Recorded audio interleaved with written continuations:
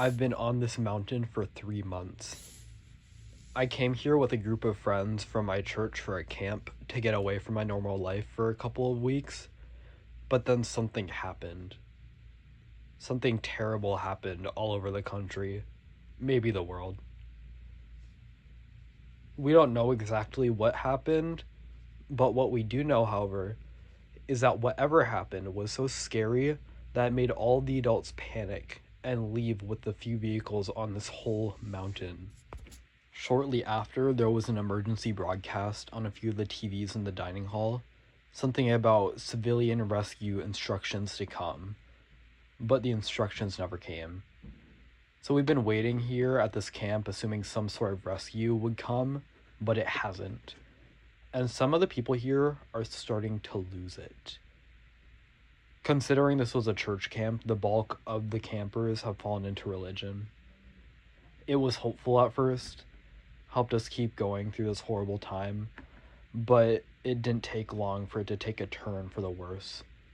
Some of the kids started twisting words from the Bible to justify their unfair division of resources, and eventually a large group of the campers started to form some sort of faction that spent their time twisting scripture, and it started to get intense.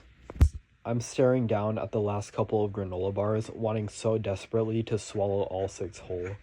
But logic wins out, and I slip them back into the bottom of my bag. If anyone found out I had these, I would have the whole camp chasing me through the forest. I slide my bag under my bed.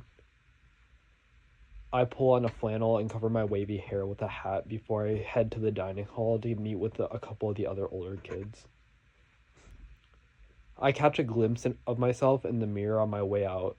My olive skin is slightly pale. I think I'm getting sick.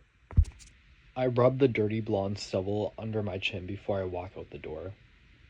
The walk from my cabin to the dining hall is cold. It's coming to be fall now, and the days are starting to be shorter. The weather is usually pretty cloudy and dim, with leaves covering the ground. We are going to have to start thinking more long term when it starts to snow. Considering that everybody came here only expecting a couple weeks in the summer, there isn't much to go around in the way of winter clothes. I open the door to the dining hall and take my seat next to Jesse, one of the guys in my cabin, one of my closest friends. Certainly the closest one on this mountain. He has curly dark brown hair and deep blue eyes and a thin physique. He gives me the slightest smile he can manage as a greeting. Something feels wrong. Looking around, there's about 20 or so other kids here. Everybody else either had something better to do or Miguel just didn't ask them to come. Miguel has sort of taken up a self-appointed leader position, even though he really is no leader, he just does a lot of talk. Miguel has quite a bit of influence because he's one of the main kids pushing the twisting of scripture. He sits at the head of a large table because he's the one who organized this meeting. He has bronzy brown skin and dark, flat hair. He's wearing a coat that drapes like it's a size too big for him, but I think that it was made to look like that. Miguel begins to speak. I think this is pretty much everyone. As you guys know, things are starting to get pretty bad out here. I want to talk to you guys and make a plan since winter is coming and no one has come to rescue us yet. I speak up. Well, since the apocalypse has, for all we know, started, I haven't been holding my breath on help from the military. They probably are hiding with everyone else in some bunker or something, or, fallen. Looks of despair come from the other kids that confirm that though we've been avoiding saying it out loud, we've all been thinking it. What I mean is, I agree with Miguel that we need to do something to help ourselves, I add. Yeah, we do. Jen, how's the food doing? Says someone else. Luke, I think, is his name. I don't know. We have enough for maybe a few more weeks. That deer from the other day gave us a few days of food, Jen responds. Last week during prayer circle, a deer wandered right up in the middle as we did our offerings. Most of them took it as a gift from God, a miracle. Maybe it was. It shut up spirit, gave me a pang of hope that our Father hasn't forgotten about us. But the way that some people took it, some started to think that the only way that we could be helped was to make sacrifice. I speak again. Like I said, we should make plans to help ourselves. We need to make a real plan to get off this mountain. The girl who sits next to Jen, Mary, responds to me. We can't really do that, Finn. This mountain's way too big to just walk down it safely, and we definitely don't have enough resources. Besides, even if we did, what would we do when we get down there? Well, we won't last much longer up here, will we? Luke rebuttals. I turn to Jesse. What do you think, Jesse? Jesse is playing with the straps of his gray tank top. I seriously don't know how someone so frail stays warm wearing the thinnest sleeveless shirt you can find on the whole mountain in late October. At least I think it's late October. I've been on here for way too long. Jesse just shrugs. I mean, we can't really just walk down the mountain, Finn. But you're right, we can't just sit here. We need to do something soon. Even if it's drastic. I guess something is better than just sitting here waiting to, He glances at Miguel. I'm put off by this. Jesse is acting so weird. He's talking like he's already got something in mind, but he's unsure of it. Miguel says, I asked you guys here to talk to you because I have an idea. Like you said, we can't just leave, but we need to do something. I already talked to a couple of you about this, but I want to see what you all think before we tell the rest of the camp about our idea. The Bible says that we should tithe 10% of what we have.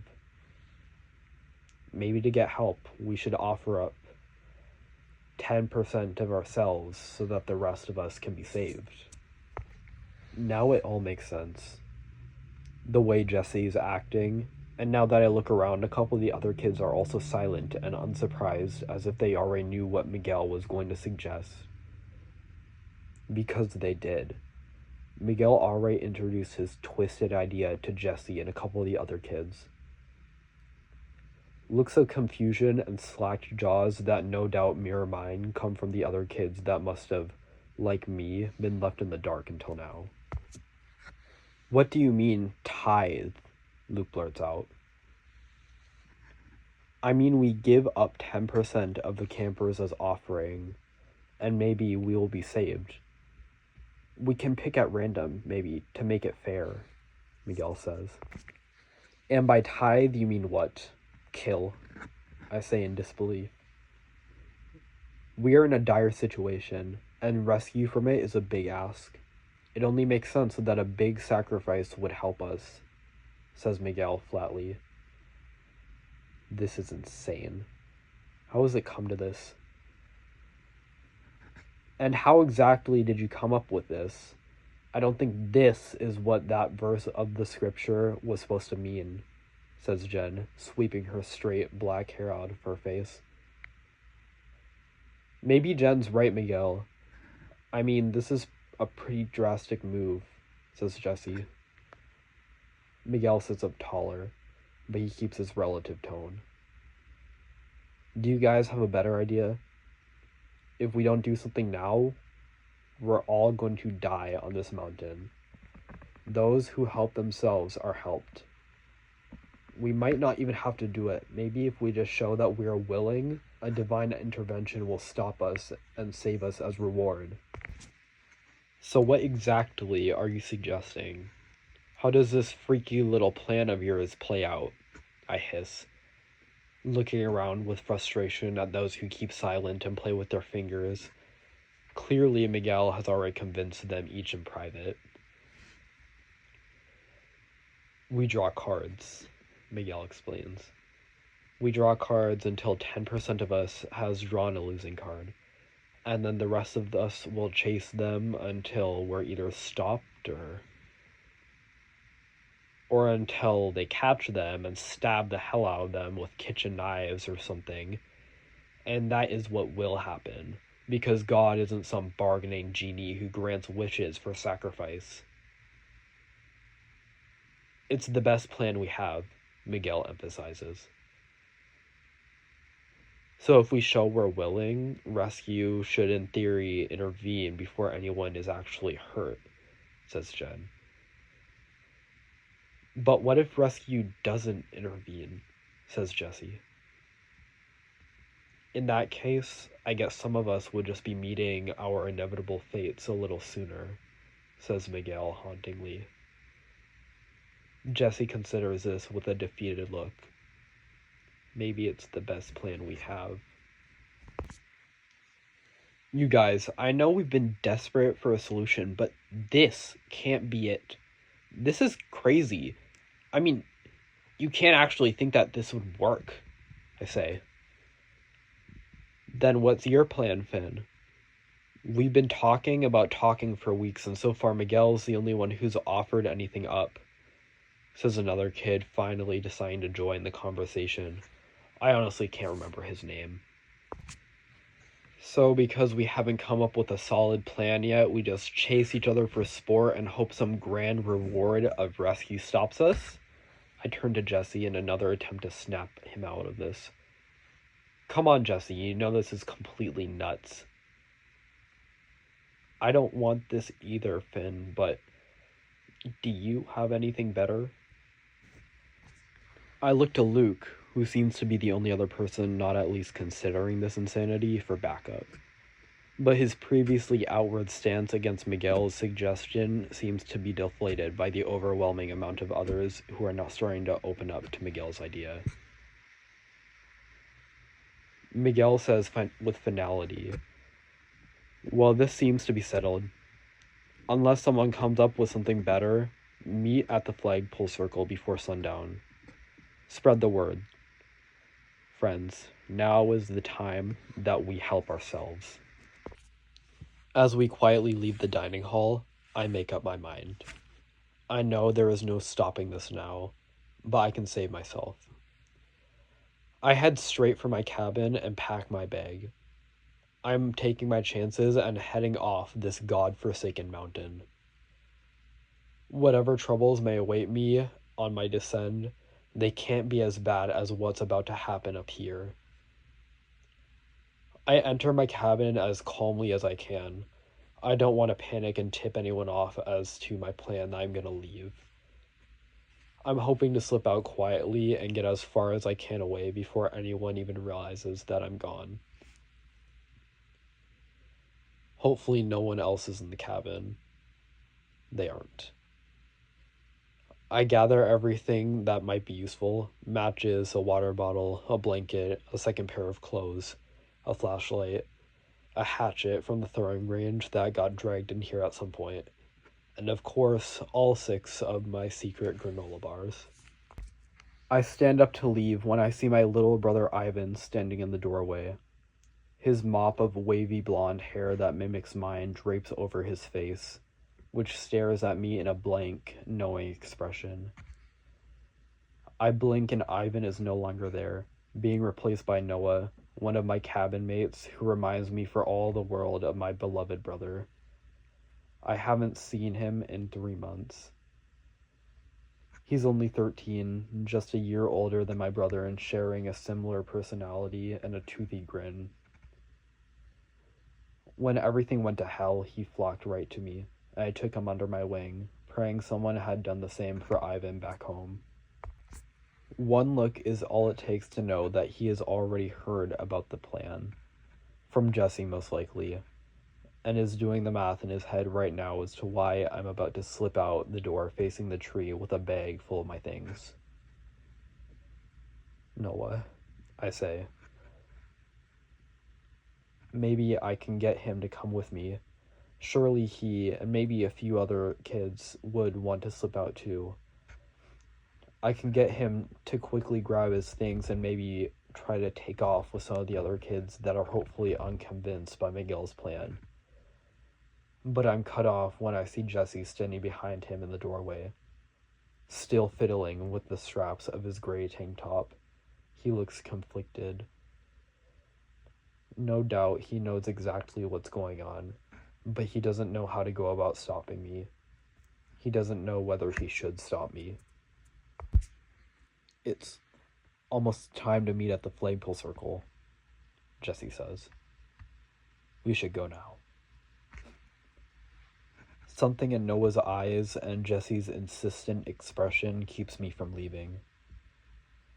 Besides, it wouldn't be smart to go now, right in front of them. The plan was to slip out quietly. Okay, I say, trying to give them a reassuring look. I don't think it's working. For Jesse, at least. We walk to the flagpole circle.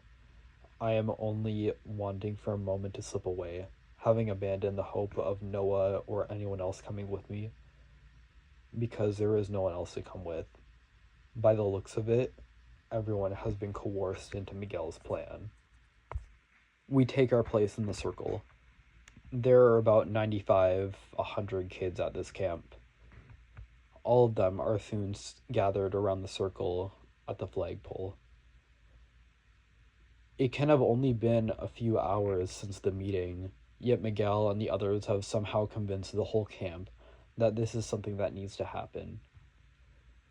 I look around at the worried and conflicted expressions that show on nearly every other kid's face. Eyes darting around nervously at each other, as if silently asking each other, are we really about to do this?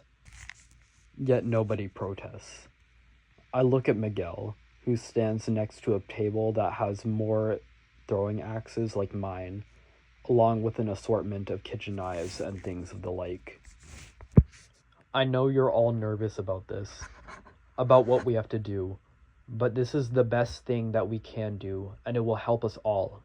Miguel projects to the circle from his spot. He holds up a deck of cards. I've marked 9 of the cards in this deck. We will go around in a circle and draw, and the ones who draw them will be the ones to submit to whatever fate is willed for us. I should run, but what would happen? Would they come for me? Would they just let it happen? Would it snap everybody out of this? Maybe they won't even go through with it. It's one thing to say you're gonna do something, and it's an entirely different thing to actually do it. After a few shaky breaths from those around the circle, desperation to do something seems to keep them in participation. Miguel shuffles the deck a little more and then draws a card. As he looks at the card, his expression shows indifference. He flips it around to show an unmarked 3 of spades. He turns to the next kid. He draws. Unmarked. Another is drawn, then another, both unmarked. Now the deck is presented to Jesse. I see goosebumps form on his shoulders as the sun cold brushes over us. I hold my breath as I examine his expression that shows hesitation, but is weighed out by determination as Jesse draws a card. It shows a joker that is unmarked. Jesse lets out a puff of relief from his nose. He turns to me with a serious, anticipating look as I am presented with the stack. I take notice of how no card has even been drawn yet, and almost let myself think that for a second, maybe this divine intervention that they are relying on, that the marked cards have all somehow disappeared and everything will be fine. As I reach my hand out to draw a card, what faces me reminds me that God is not a bargaining genie. As I flip the card, I am met with a king of diamonds that has the eyes of the king etched over with a marker. Almost poetically, a flake of snow lands on the card. I do my best to retain my emotions in a cold expression as I reveal the card to the circle.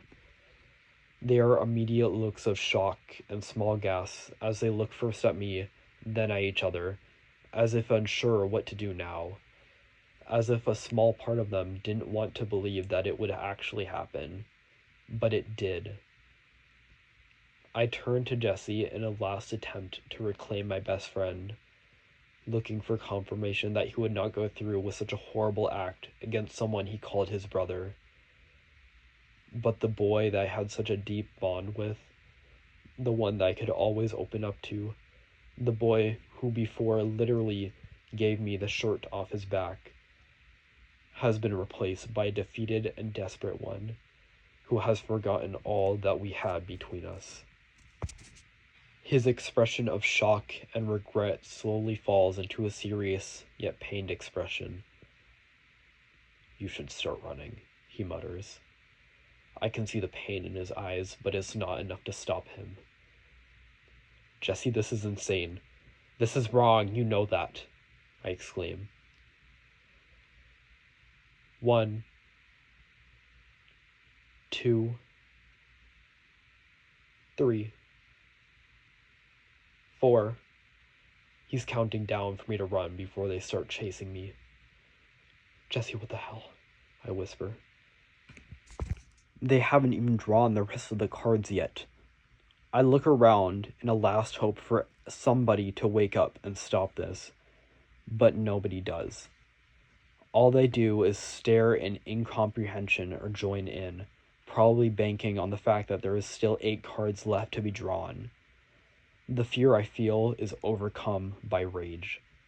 A rage towards all the people who just went along with this, who didn't even try to stand up against it out of fear, or maybe they just clung to the only plan that they had because it was easy, and it didn't involve them facing the hard reality that survival would be a long, complicated journey, and you can't just do a one-off act for it. 5, 6, 7. A few of the others have joined in on the counting. A final glance at Noah, my pure little second-hand brother, now having taken a few steps back from me and half-heartedly counting under his breath, confirms that there is nothing I can do but run. With a final look at the circle of strangers who were once such a loving and deep community, some now clutching kitchen knives and throwing axes, I shout my final words. "You are all cowards!" I turn and take off running as fast as I can. I was always a decent runner, having always done track, but the weight of the backpack full of supplies and the threat of the most intense tears that I've ever felt burning under my eyes, I'm slowed down considerably. The tears threaten to spill over, but the sound of 100 pairs of feet chasing me, shouting at me, hunting me, keep them down. The plan is still the same. Get down the mountain. I dart for the woods at the edge of the camp. As the paved roads all over the camp turn into messy vegetation and trees, it's hard to keep running at full speed. I pause and decide what direction to take, having the choice between a path that is more open and one that offers more obstacles for both me and my pursuers. But the sound of teens crowing from behind me reminds me that I am greatly outnumbered, and the best chance I have would be to lose them in the trees. I run through the wilderness that is getting slightly dimmer, suggesting that the sun will go down in the next hour. I hear voices saying things along the lines of, "He went that way," and try to run in a slight diagonal in an attempt to lose them. For many minutes, I hear only the crunching leaves under my feet and the voices of angry, desperate campers growing slightly more distant. As I continue running, my foot catches on something and I fall to the ground. I take a moment to sit up and brush away the mess of hair in my face and recollect the hat that fell off my head. I examine the small cut on my leg, nothing major, and wonder, how did I get here? Only a couple of months ago, we were singing songs of worship and making friendship bracelets and talking about our faith together in the most open and inviting space I had ever experienced, and now I'm being hunted in the woods. I miss my family. my mom, my little brother Ivan. I wish so desperately that I was with them, safe, knowing they're safe. My head snaps backward at the sound of the campers hunting me, much closer than before. I think they took the open path that was parallel to my concealed one, and now they've spotted me, sitting on the ground. Adrenaline pumps through my veins as I reclaim my hatchet and stumble to my feet, and continue running. I get to a small drop, about 5 feet, and jump down. As I meet the ground and recover from the small impact to keep running, one of the tall, athletic boys comes at me from my right side with a hard, small branch. He swings it towards my head like a bat and misses. I block his second attempt with my hatchet. I don't want to hurt him, but he has caught up with me, and many are sure to follow. I hesitantly swing my hatchet at his leg, making a slash that doesn't go deep, but it's enough to distract him, and I run before another girl throws a knife in my direction, missing horrendously. I stumble through the woods further, losing them because they seem to be distracted by the boy's wound on his leg. I keep running until I'm cut off by another boy who holds a small axe in his hand, raised to send it flying into my forehead. Without thinking, I raise mine with both hands above my head and bury it in his chest. Only as the boy crumples to the ground, clawing at the axe in his chest, do I notice his curly brown hair, his gray tank top, and his deep blue eyes, now wider than I thought they could go, with shock and pain. In this moment, the distant hollering of those who pursue me fade further away from my mind as I kneel on the crunchy orange and yellow leaves that are now bare a drastic streak of red, and desperately hold Jesse's head of brown curls in one hand. I place the other on his thin shirt that is now a deep red. Oh my god. Jesse, I squeak out. I'm sorry. Jesse manages to wheeze out through spurts of blood spattering out of his mouth. I just wanted to be saved. Tears flow calmly through his eyes, intermixing with the specks of blood on his face. My best friend has come back to reclaim himself from the desperate stranger that took over. Only too little, too late. The damage is done. I'm so sorry, Jesse. I'm sorry, I say through tears that have now spilled out and run down my cheeks. He seems to relax for a moment, but slightly comes back into focus when the shrieks of our fellow campers are heard from very close by. Run. Jesse manages to croak out. Run, Ben. But before he can finish whatever parting words he meant for me, his eyes that were previously fixed on my face now stare off into the distance, and the bloody hand that clutched mine is now relaxed. My best friend has escaped the wretched mountain that twisted him into something unrecognizable. Without time to grieve, I force myself onto my feet and run, fueled by the terror that is brought on by the sounds of the strangers who wear my friends' faces hunting me.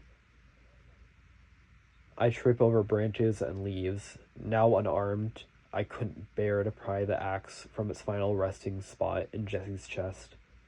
I focus on only running forward in a direction that I think is down the mountain, but more importantly, is away from the nightmare that I left behind.